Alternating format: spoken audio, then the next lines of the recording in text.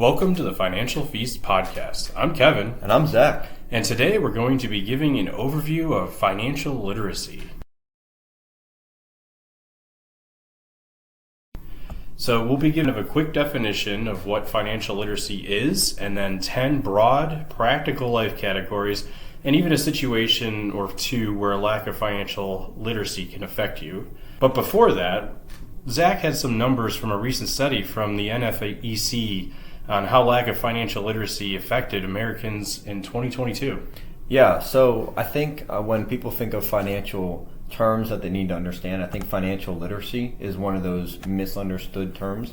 People don't see the importance of it, and I think people don't understand the amount of situation where a lack of financial literacy really affects them on a day in and day out basis. So the NFEC, or the National Financial Educators Council, did a survey at the end of 2022 where they surveyed thousands of Americans and asked them how much they were affected on a bunch of different categories. They gave them a bunch of different things financially in 2022. And to round it all out, the average that Americans said they were affected just last year was about $1,800.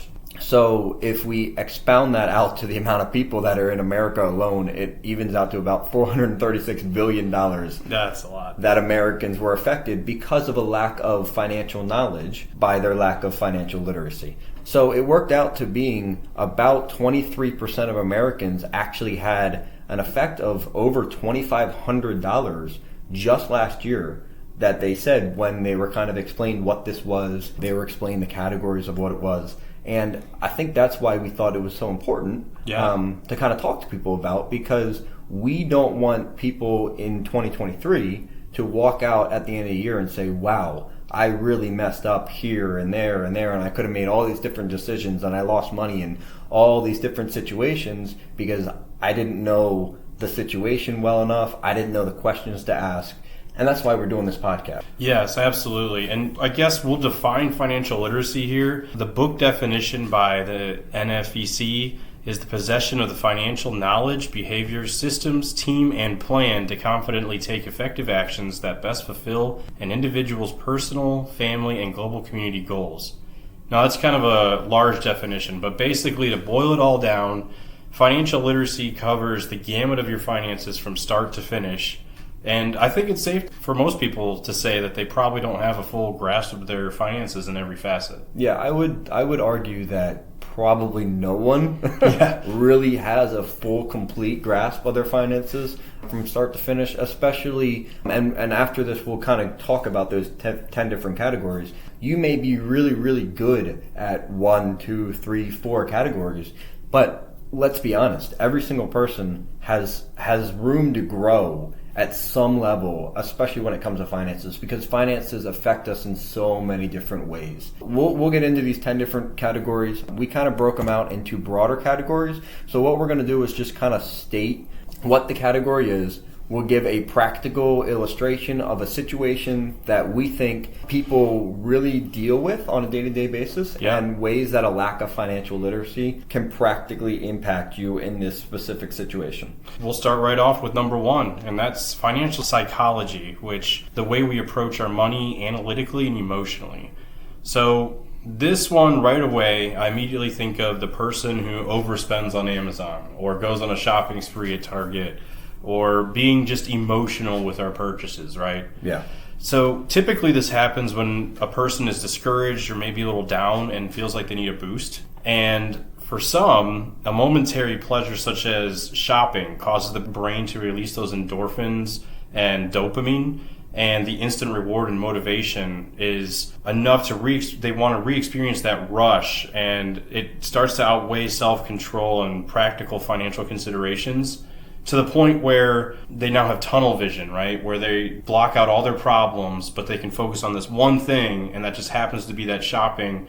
Now, this is also something that actually gamblers, also people who tend to gamble money, they also kind of face this as well. But this can be just about anything, but in the financial realm, we're talking about financial literacy. This is a big area that people can struggle in. Yeah, and we chatted about this a little bit last week with our budgeting. Yeah. Where we approach things different ways, and that's why there's different kinds of budgets, because we are all emotional spenders. Realistically, we're all emotional spenders. There's times where we specifically want something, and understanding that we struggle with that and having the financial understanding that that is a real problem for people, that we need to be aware that we're more likely to spend in certain circumstances or on certain things is important knowledge. Because to your point, especially with Amazon, with things being so simple and so readily available, yes, it's really easy to overspend on things that really aren't necessary. Yes, and some ways to kind of tackle that. A good rule is the 48-hour rule, or some call it the 24-hour rule, where don't buy it now, wait 24 hours or 48 hours and see if you still want that item, and that can help you kind of cut down on that, as well as just not subscribing to all the different email campaigns that a company might have. If you're finding difficulties with that, when you see it, it might trigger it, and then you go right back into it. But just a couple things there. Financial psychology, that is a big one, and something definitely worth mentioning in financial literacy. Yeah, so the second broad category is just simply savings, expenses, and your budgeting. Really the day-to-day living that you're doing, and understanding where you have money coming in, how much money you have coming in, and where your money is going out, and what you're doing with that. And that affects you in so many different ways, because a lot of people, like, once again, we talked about budgeting last week, a lot of people don't have a budget, and they just get so overwhelmed with the lack of knowledge with their finances that they don't want to even start it, because they're frustrated and they're scared, frankly, about it. And understanding that that is a situation where we need to have more financial understanding, we probably need to have assistance, we need to have somebody come alongside us and help us, is a really important thing as we're going through this next year here.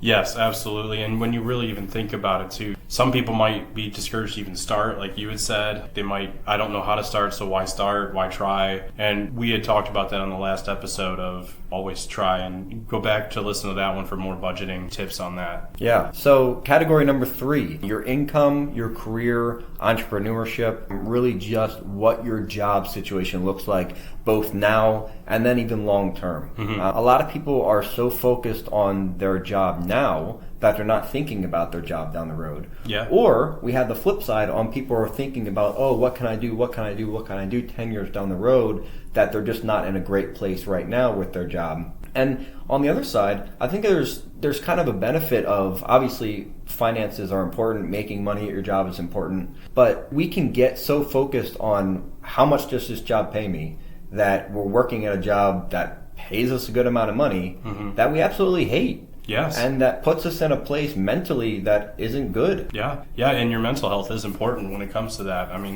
that also affects your job directly. If you hate your job, your chances are when you don't want to do your job, you're going to be worse at your job. And another thing to think about too is diving a little deeper into that. When you have maybe 2 different jobs opportunities, a lot of people always say, let's pick the one with the highest money, right? Going back to like that mental health, which is the one you want to do?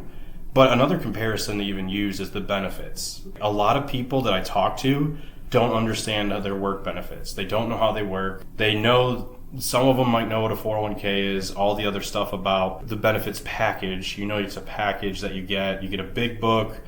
Most people don't read the book. They're just like, okay, let's just do the basic stuff. And just know that there's more to it. Making sure that you understand those benefits and making them work for you is another aspect of that financial literacy, of making sure that you are using everything at work that is available to you to make it work for you, right? Correct. Yeah, I think that's something that a lot of people really don't approach, especially when you're coming directly out of college. Yes. You're not thinking about that. No. Most people aren't. I wasn't thinking about that. Not. So I think that's a really good, important point. Point number 5, account management and financial teams. Making sure that your financial investments with a company or the individual that you have running your accounts is someone that you trust, is someone that you feel that is doing a good job, and then having an understanding on, a little bit at least, on what's going on, so then you can kind of keep them accountable too. Yes. Making sure that having trust in the person that's managing it or the firm that's managing it is good. Having enough knowledge to know whether something seems a little off is very good too. And sometimes just doing it yourself is fine. If you're okay with doing it and you know what you're doing, then go ahead and do it yourself. There's nothing wrong with that. But making sure that you at least have some knowledge of that to make yourself a little more accountable for that as well. But going to number 6 here, your personal liabilities, loans, debt, making poor decisions with debt and impacting your future for a long time can really lead you down a wrong path quickly. And not knowing what the fine print might be on a debt can also lead you down the wrong road. And what I mean by that is I have some people that come up to me sometimes and they're like, yeah, so I got this flyer in the mail that says I can get $20,000 from my house, and they'll just give me $20,000 cash and they can lower my monthly payment. And now I have to pay even less on my house, and I can get $20,000 to redo whatever I want to do or put on a porch or whatever the case may be. But there's fine print with that, and people don't read that fine print and what that even means. And that's kind of what I'm talking about, the financial literacy of the fine print with the budgeting, loans, especially with loans, car loans, when it comes to a house loan, the adjustable rate mortgage versus the fixed rate. Adjustable rate mortgages were very popular before the 2008 crash, and the fine print on that, if someone would have read it, might have let them keep their house when that happened. Right? Yeah, and obviously there's a lot that goes into those things. But most people have a loan, right? Most people have at some point in time in your life, you're going to have a loan on a car, you're going to have a loan on a house, you're going to have some sort of a loan, a student loans or something. And understanding all the ins and outs on that is complex. There's a lot of information, there's a lot of details. So going into it completely 100% confident and knowing everything is probably not realistic. But going into it, at least knowing something, is practical and should be hopefully achievable for most people. And that's where we really want to get to. So understanding that loans and your debt and the liabilities that you personally have and having a little bit of knowledge on how to approach those things is really, really important. Number 7, credit profile.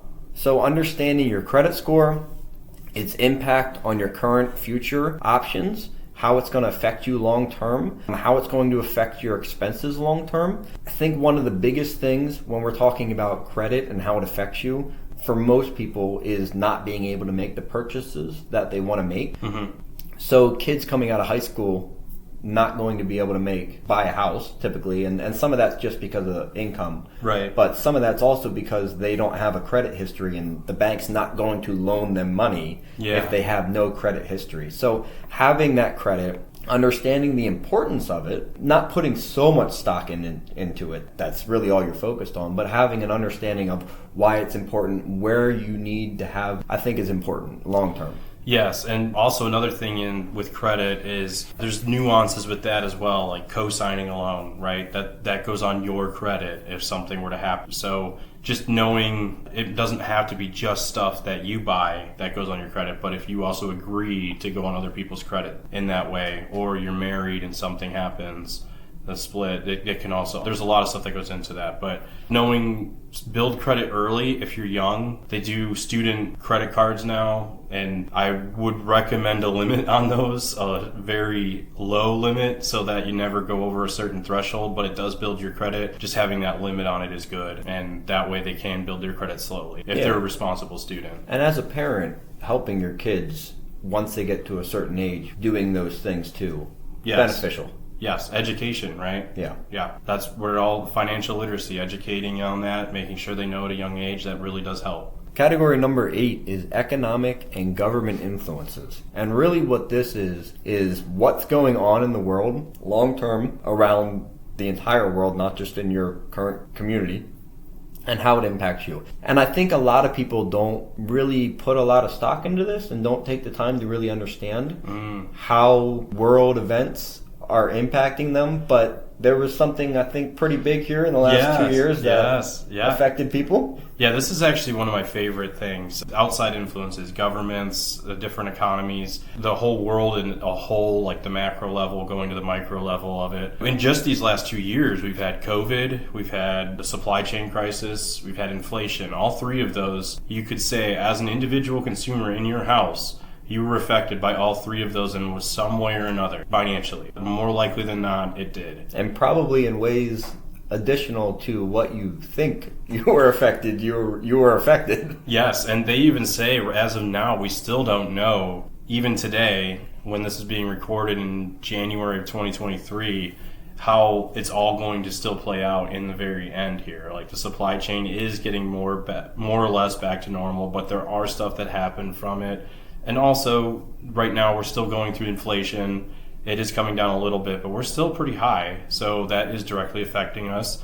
Knowing and being financially literate on that, knowing that, okay, I know that now the grocery bill is going to be higher, that gas is going to be higher, maybe being able to save a little bit more money for that. And, that can directly impact you, your budget, your financial literacy in that way. Changing the way that you're acting and living and your lifestyle because of these outside influences, because you're aware of them and you know that they're going to affect you, is the benefit of being financially literate. The non-financially literate person in this circumstance just goes on living their life, not realizing the long-term effect of the raise in all of groceries, right, and gas and plane tickets and all these different things that we've dealt with, not realizing that, not adjusting their budget because of it, and then having debt because of it affect them. Yeah, and that brings us to number 9 here under risk management and insurance.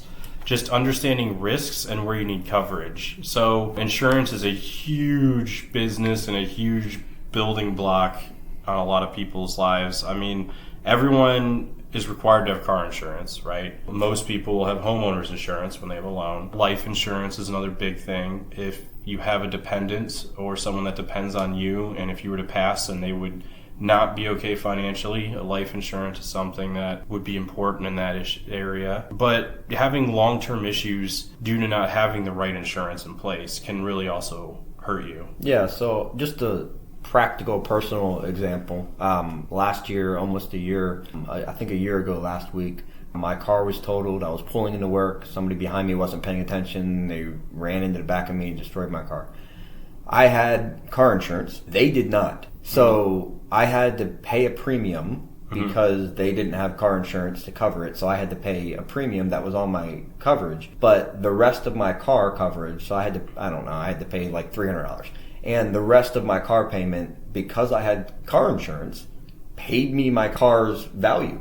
So I ended up walking away with a couple $1,000s in cash because my car got totaled. If I wouldn't have had car insurance, not only would I have been without a car, but I then wouldn't have got any money, and I would have had to deal with all of the other things, not even just financially, but the insurance company dealt with going after the person and dealing with the damages and trying to fix it and getting I would have had to deal with all that myself, which on top of losing your car and getting damage and having an injury, right, we don't want to have to deal with all those other issues outside of that. So understanding that it costs money every month to have car insurance, right? Yeah. And it might make sense at the beginning of the year, I'm a safe driver, right? I can save blank amount of money for this year if I don't have car insurance. But understanding the long-term effects of not having these different coverages and how it can affect you is important.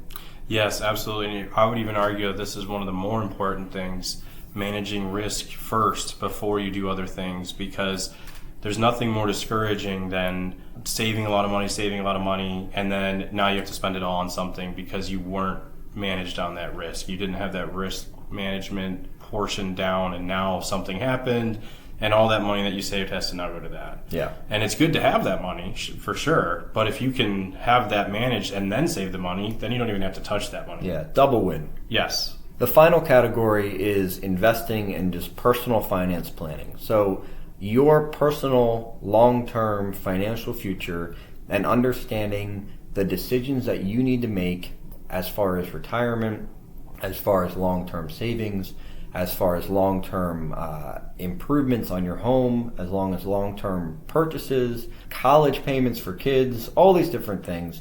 Understanding all those and having an idea so you can make quality, practical, smart decisions is important. And I don't think people underestimate that. I think people realize that that's an important thing to do, but they don't know how to do it. They don't know where to go. They don't know what questions to ask. They don't know who to go to for advice. And that's where this financial literacy and understanding a lot of these smaller details is going to give you the confidence that when you get up to these decisions, You may not know the answers, but because you're taking the time to research and learn and educate yourself financially, you have an understanding of at least where to go to get these answers. Yes, absolutely. When it comes down to it, if you don't know the answer, somebody does.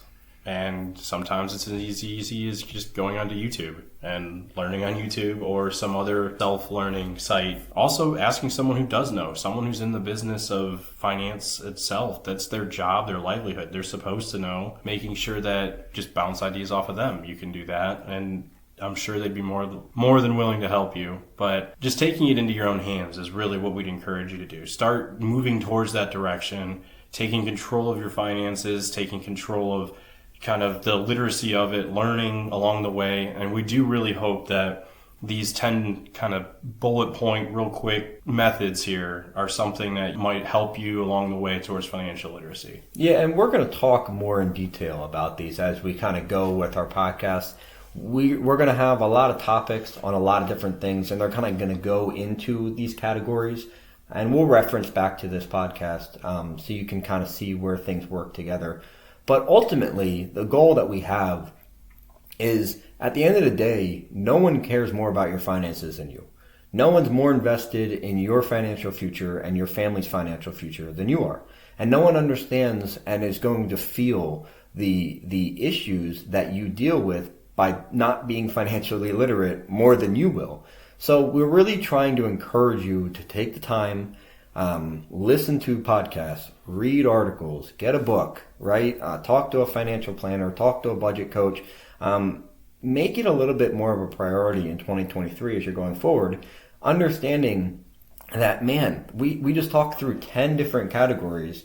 I feel really confident on the risk management and insurance. I'm doing really, really well, but psychology of money and the loans and my debt and my credit profile and whatever other circumstances or situations, I really don't feel comfortable with that. I don't really know what issues I have. If something were to come up, a situation were to come up, I don't know where to go. Take the time today, slow it down, think through these situations that we talked through. Which ones do you maybe need to work on? What situations do you think that might come up in your life that you need to get a little bit better at?